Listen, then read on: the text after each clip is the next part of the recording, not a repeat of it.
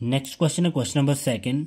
The sum of some terms of GP is 315। Means हमें यहाँ पे कुछ टर्म्स हैं, एन टर्म्स हैं, जिनका सम जो है वो हमें 315 दिया गया है। And whose first term and the common ratio are 5 and 2।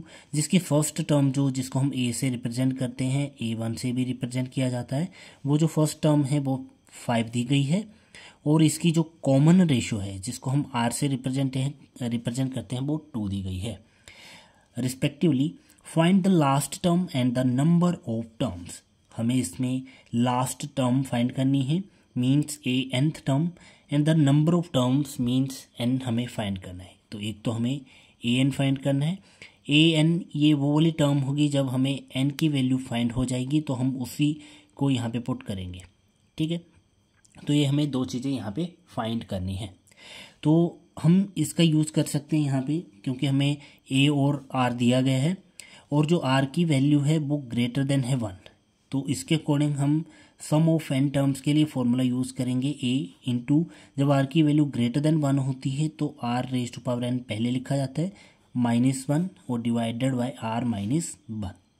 तो अगर हम इसमें वैल्यूज पुट करते हैं, Sn की वैल्यू जो कि दी गई है 315 इक्वल टू a की वैल्यू है 5 इंटू r था 2 raise to power n -1 upon r means 2 -1।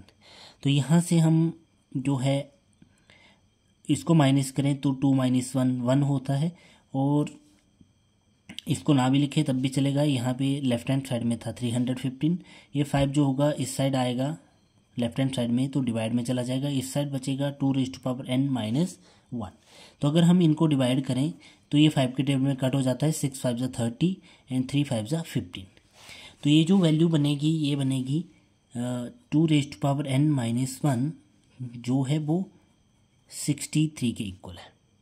और यहाँ से अगर इस -1 को राइट हैंड साइड में लेके जाते हैं, शिफ्ट करेंगे तो ये वहाँ पे जाके प्लस हो जाएगा। तो ये बनेगा 63 + 1 which is 2 raise to power n equal to 64। तो अगर हम 64 को 2 की पावर के रूप में लिखें, मीन्स अगर हम इसके प्राइम फैक्टर्स कर देते हैं तो ये जो होगा ये बनेगा 2 रेज़ टू पावर 6 बनता है, ठीक है। यहाँ से देखें तो 1 2 3 4 5 6 जो 2 है वो 6 टाइम्स आ रहा है, तो 2 रेज़ टू पावर n जो होगा वो बनेगा 2 raise to power 6। Same identity जो हमने पिछले क्वेश्चन में यूज़ करी थी। अगर एक्सपोनेंशियल फॉर्म में लिखी हुई दो टर्म्स हैं और उनके बेस सेम है और वो दोनों इक्वल में लिखे तो उनकी जो पावर्स होती हैं वो इक्वल होती है। तो यहाँ से हमें n की वैल्यू जो है वो पता चली है। मतलब ये जो कुछ टर्म्स थी जिनका सम 315 था, वो नंबर ऑफ टर्म्स जो थी वो 6 है। Therefore the number of